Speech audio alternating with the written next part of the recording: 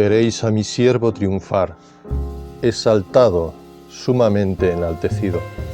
Así como muchos se espantaban de él al verlo tan desfigurado, sin aspecto de persona, con una figura sin rasgos humanos, así asombrará a pueblos numerosos.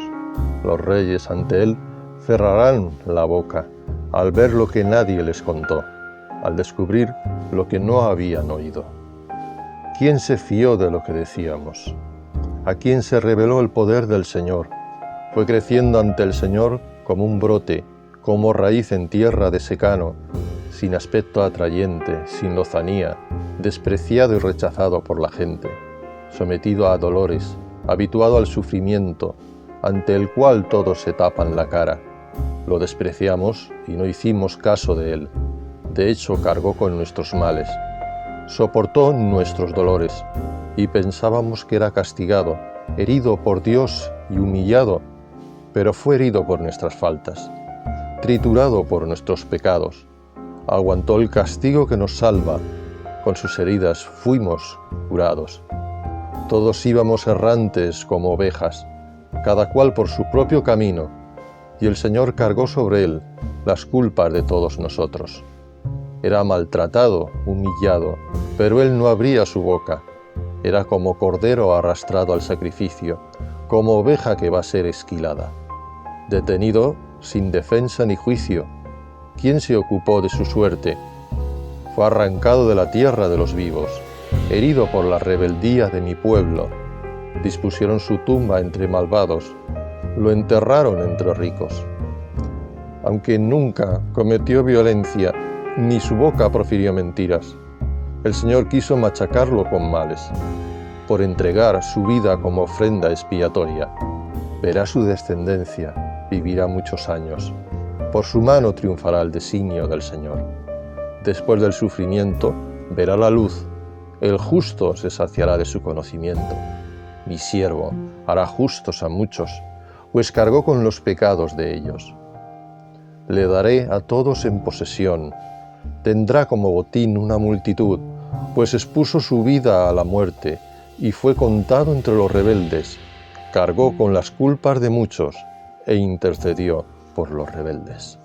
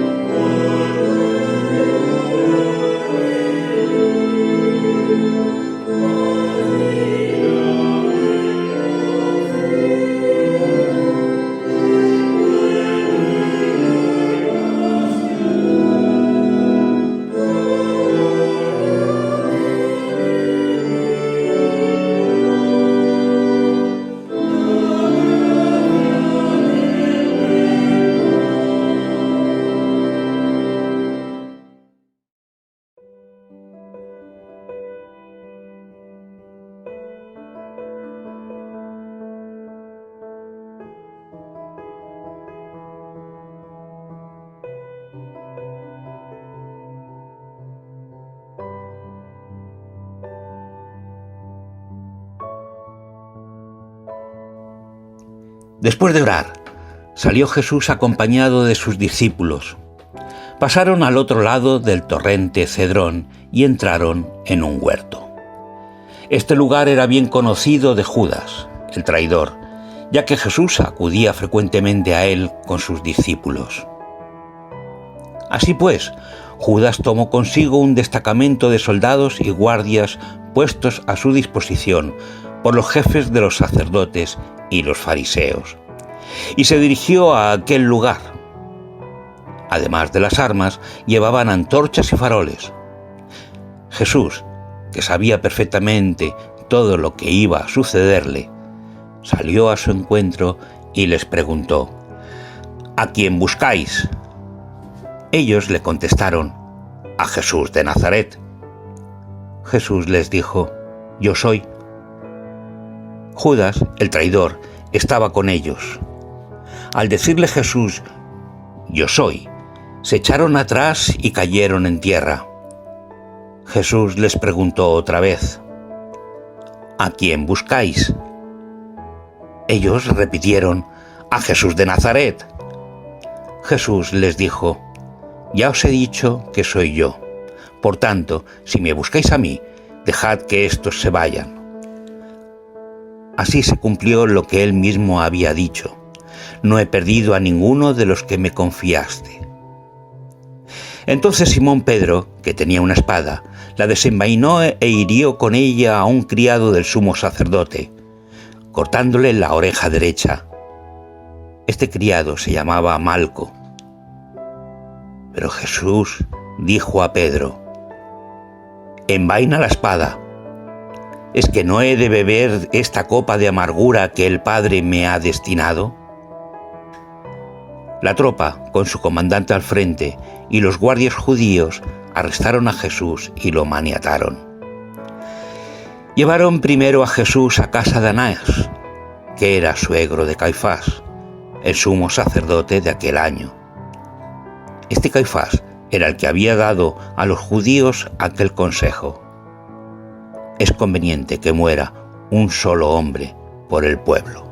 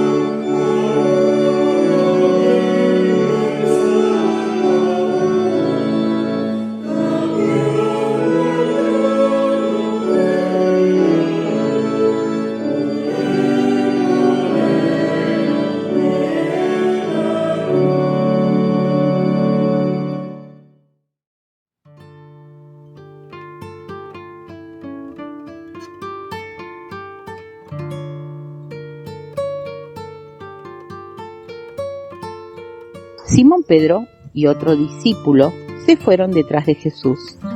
Este discípulo, que era conocido del sumo sacerdote, entró al mismo tiempo que Jesús en la mansión del sumo sacerdote. Pedro, en cambio, tuvo que quedarse afuera, a la puerta, hasta que salió el otro discípulo, el conocido del sumo sacerdote. Habló con la portera y consiguió que lo dejaran entrar. Pero la criada, que hacía de portera, se fijó en Pedro y le preguntó: ¿No eres tú de los discípulos de ese hombre? Pedro contestó: No, no lo soy. Como hacía frío, los criados y los guardias habían encendido una hoguera y estaban allí de pie calentándose. También Pedro se quedó de pie junto a ellos, calentándose. El sumo sacerdote interrogó a Jesús sobre sus discípulos y sobre su enseñanza. Jesús le respondió: Yo he hablado siempre en público a todo el mundo. He enseñado en las sinagogas y en el templo, donde se reúnen todos los judíos. No he enseñado nada clandestinamente. ¿A qué viene este interrogatorio? Pregunta a mis oyentes. Ellos te informarán sobre lo que he dicho. Al oír esta respuesta, uno de los guardias que estaban junto a Jesús le dio una bofetada al tiempo que lo increpaba. ¿Cómo te atreves a contestar así al sumo sacerdote? Jesús le replicó: si he hablado mal, demuéstrame en qué, pero si he hablado bien, ¿por qué me pegas? Entonces Anás envió a Jesús atado a Caifás, el sumo sacerdote, mientras Simón Pedro seguía allí de pie calentándose. Y alguien le preguntó: ¿no eres tú también uno de los discípulos de ese hombre? Pedro lo negó diciendo: no lo soy. Pero uno de los criados del sumo sacerdote, pariente de aquel a quien Pedro cortó la oreja, le replicó: ¿cómo que no? Yo mismo te vi en el huerto con él. Pedro volvió a negarlo y en aquel momento cantó un gallo.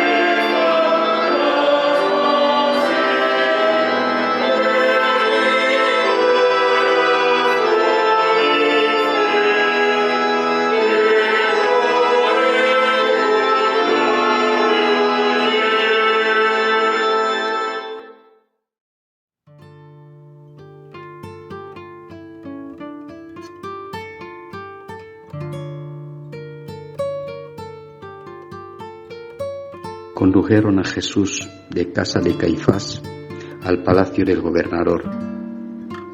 Era muy de mañana. Los judíos no entraron en el palacio para no contraer una impureza legal que les habría impedido participar en la cena de Pascua.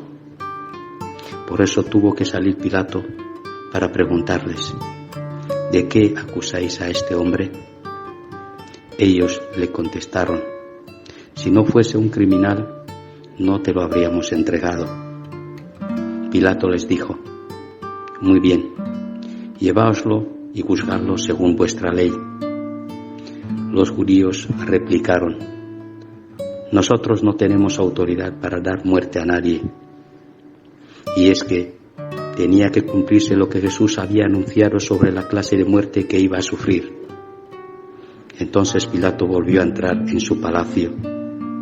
Mandó traer a Jesús y le preguntó: ¿eres tú el rey de los judíos?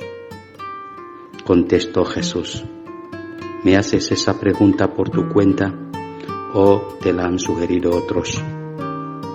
Pilato replicó: ¿acaso soy yo judío? Son los de tu propia nación y los jefes de los sacerdotes los que te han entregado a mí. ¿Qué es lo que has hecho?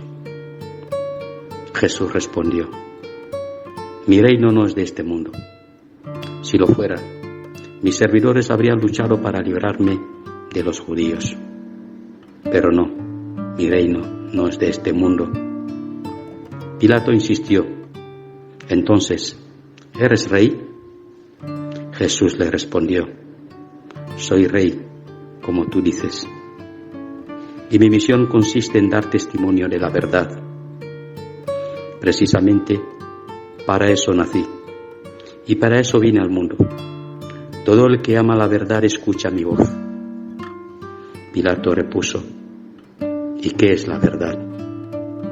Dicho esto, Pilato salió de nuevo y dijo a los judíos: yo no encuentro delito alguno en este hombre, pero como tenéis costumbre de que durante la fiesta de la Pascua os ponga en libertad a un preso, ¿queréis que deje en libertad al rey de los judíos? Ellos, entonces, se pusieron de nuevo a gritar: no, a ese no, deja en libertad a Barrabás. El tal Barrabás era un bandido.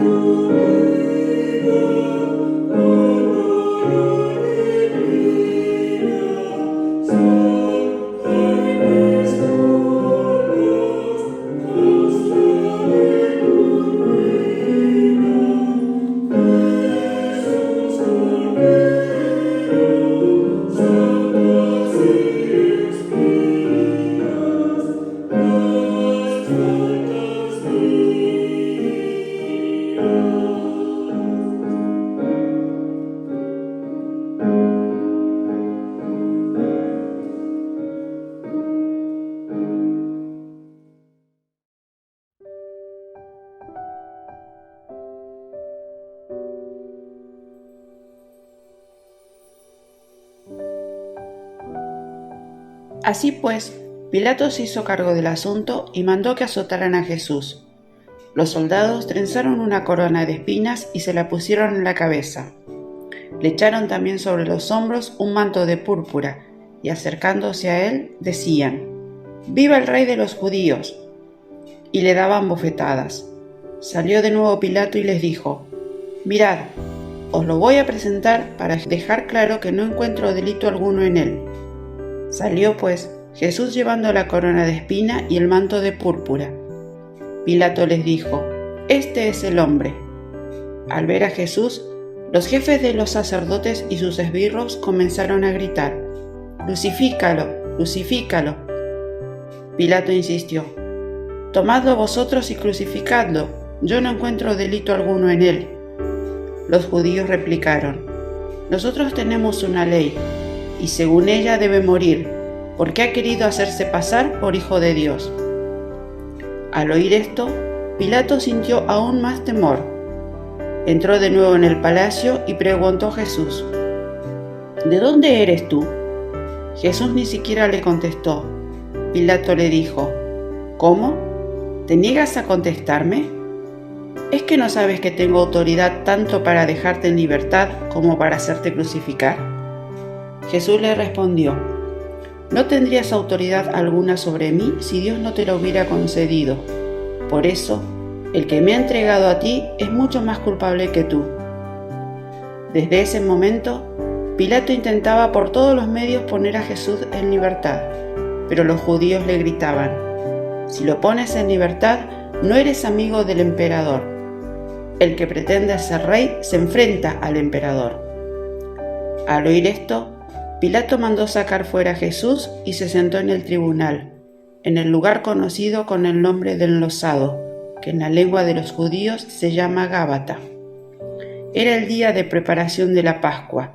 Hacia el mediodía, Pilato dijo a los judíos: «Aquí tenéis a vuestro rey». Pero ellos comenzaron a gritar: «Quítalo de en medio, crucifícalo». Pilato insistió: «¿Cómo voy a crucificar a vuestro rey?». Pero los jefes de los sacerdotes replicaron: Nuestro único rey es el emperador romano. Así que, al fin, Pilato se lo entregó para que lo crucificaran.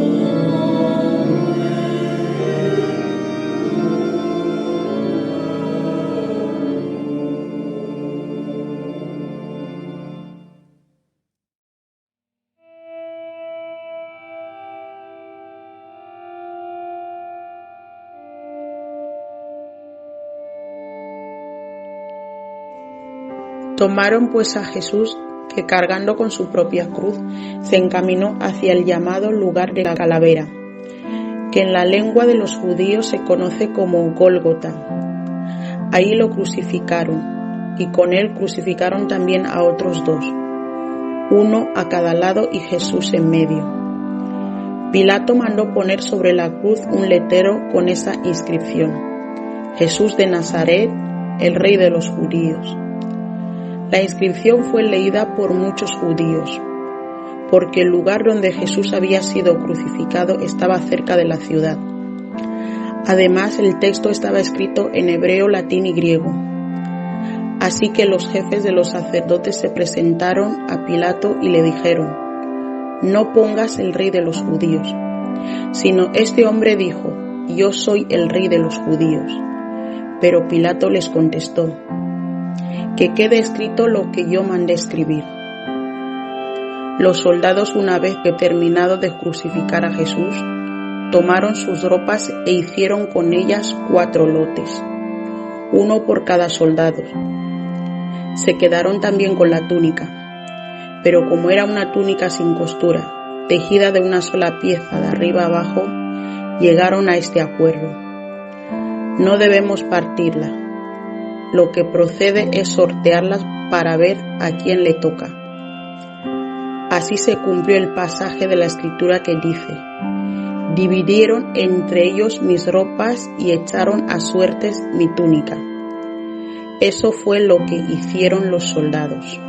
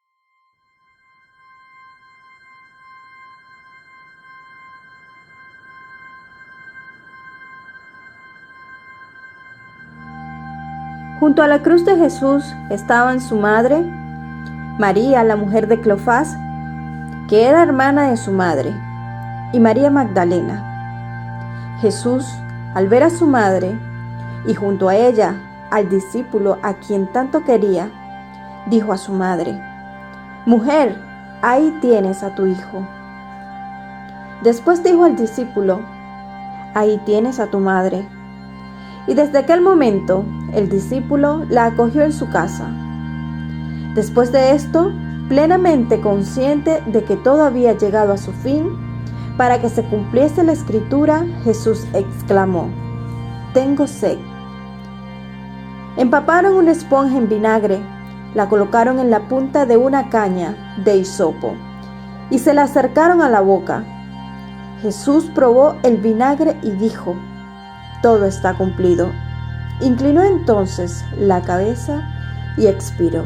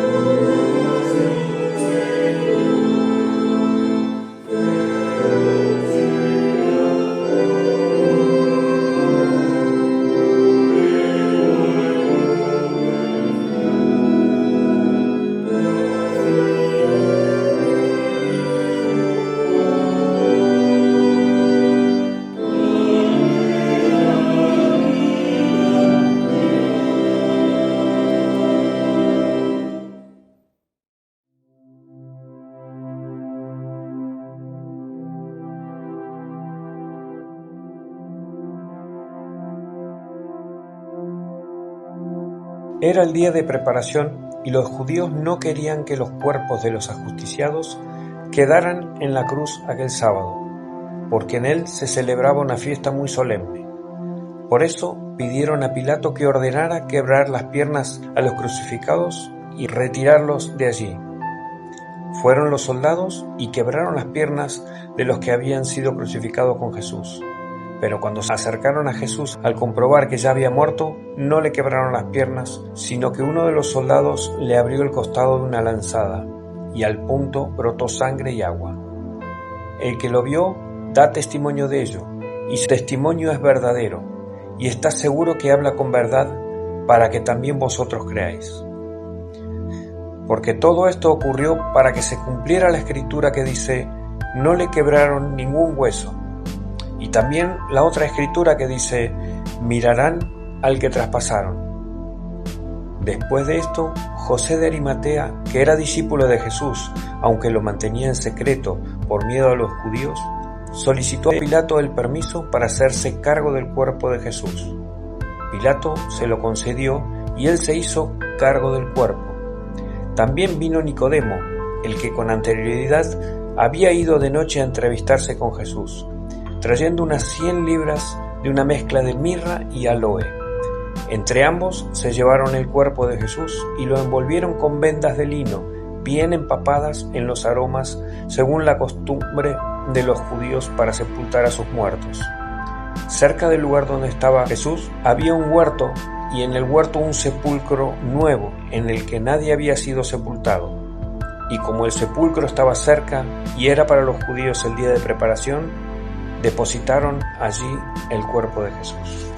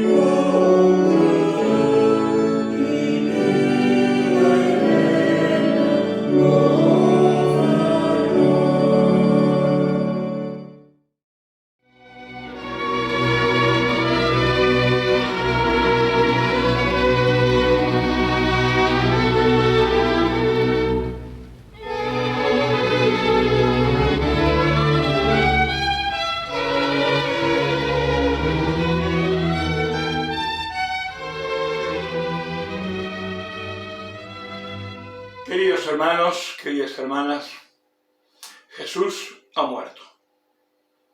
Parece que los que se niegan a perder sus privilegios y sus puestos de poder se han salido con la suya. Y Jesús ha sido acusado, juzgado, condenado y finalmente ejecutado. Nunca nos cansaremos de repetir que Jesús se entregó. Sí, es verdad que fue Judas, con su gesto, quien lo señaló y propició a los soldados que apresaran a quien él había llamado maestro. Es cierto que fue Judas el que, bajo pago, facilitó el apresamiento de Jesús. Pero no es menos cierto que Jesús pudo haberlo evitado. Pudo cambiar el rumbo de su viaje y no acercarse a Jerusalén, el centro del poder de los sacerdotes y escribas, el feudo de los fariseos y sede del gobierno títere de Herodes. Podía haber hecho caso a sus discípulos cuando en muchas ocasiones le aconsejaron que se quedaran a las orillas del lago, donde la gente se agolpaba para escucharle y le llevaban sus enfermos y trastornados para que con su palabra y su toque los sanara y los liberara de los demonios. Jesús allí gozaba de fama, respeto, reputación. Si él se hubiera quedado en los alrededores del lago que ellos llamaban el Mar de Galilea, otro final habría tenido esta historia. Allí Jesús hizo multitud de milagros y la gente se agolpaba por donde pasaba, en cantidades tales que, según nos cuenta el relato bíblico, para llevarle un paralítico tuvieron que hacer un agujero en el techo de la casa donde Jesús estaba. Allí no habrían podido apresarle, y mucho menos acusarle con infamias y mentiras. Pero Jesús abandonó el lugar de confort, su entorno seguro, y se encaminó hacia Jerusalén, porque allí debía seguir la encomienda que el Padre le había conferido. Es allí donde tenía que seguir dando razón de su ministerio. Jesús fue a Jerusalén y allí fue apresado por ser fiel al llamamiento de Dios y por aceptar las consecuencias de esa fidelidad al Padre.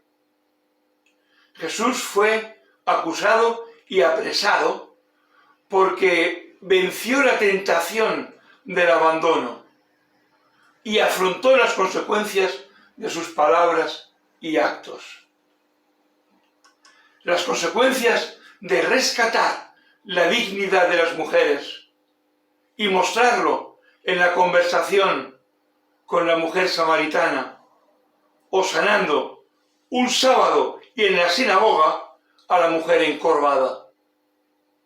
Sí, las consecuencias de no aceptar que hubiera hombres y mujeres segregados y condenados a ser muertos en vida, apartados por completo de la convivencia en la comunidad, y mostrarlo delante de todos, tocando y sanando a hombres y mujeres leprosos.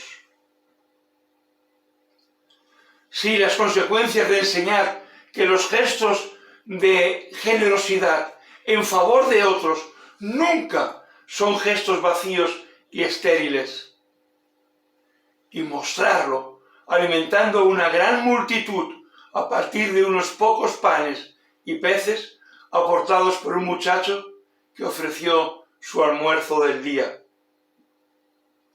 Jesús fue apresado y acusado por afrontar las consecuencias de proclamar que la muerte no era el destino de la humanidad y mostrarlo llamando a Lázaro de la tumba y levantando a la hija de Jairo de su lecho de muerte.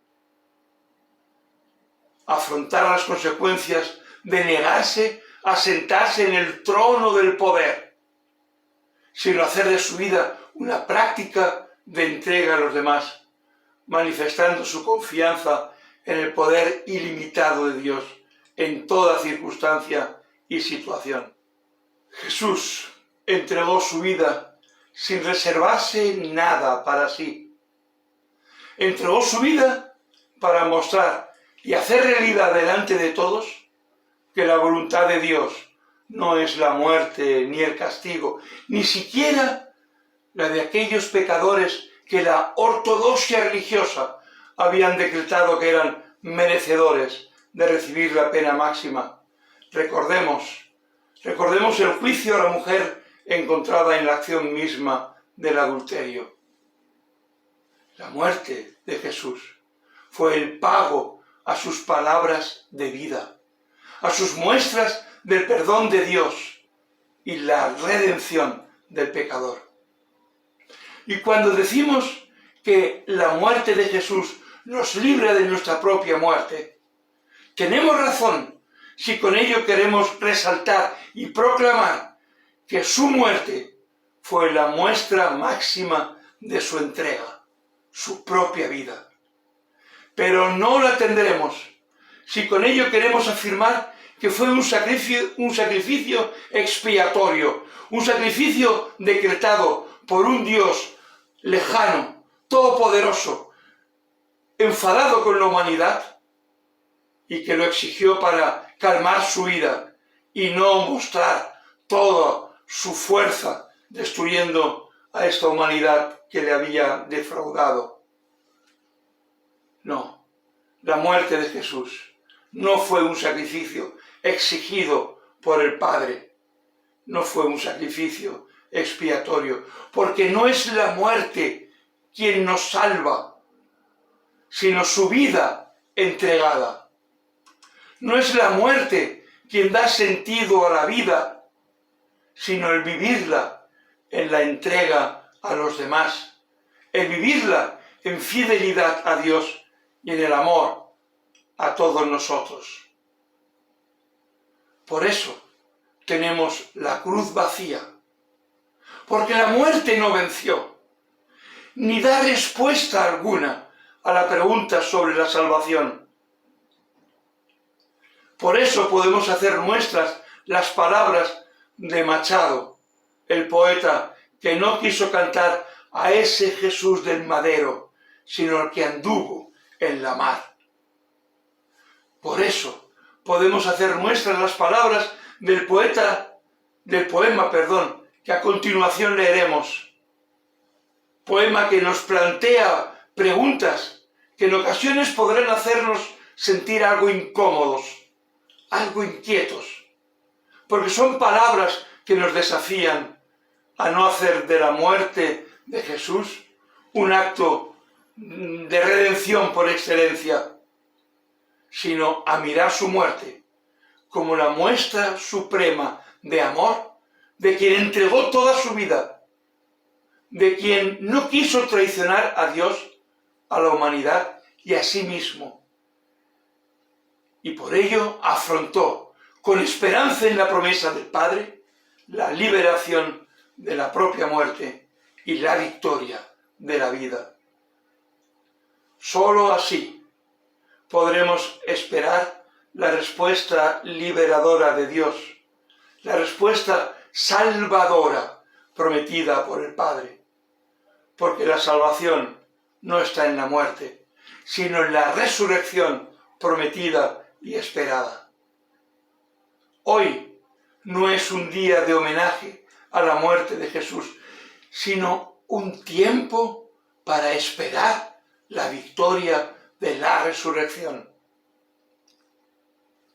Leeremos el poeta del pastor puertorriqueño Jorge Daniel Zylstra y afrontaremos los desafíos de preguntarnos por el significado que tiene para nosotros la muerte de Jesús y dar gracias, muchas gracias a Dios por la promesa de la resurrección, por la promesa de la vida.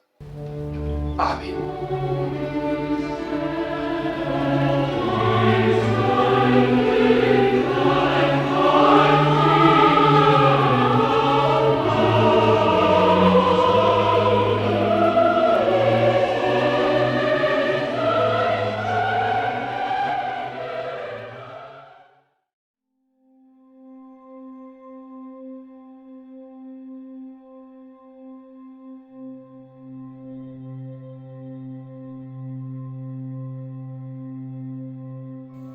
No celebramos la muerte, celebramos la vida. No celebramos la cruz, celebramos la victoria. No celebramos ausencias, celebramos su presencia. No celebramos lo que pudo ser, celebramos lo que será. Toda vez que Jesús vive y reina, toda vez que el Maestro resucitó, toda vez que se hace presente, nace la vida, la alegría, el sentido y la esperanza. Cuando nos amamos, cuando ofrecemos nuestra vida y nuestras manos al servicio del prójimo, cuando construimos relaciones y un mundo con lugar para todos, sin barreras, sin exclusiones, sin límites, como el amor de Dios, Jesús se hace presente y resucita la vida.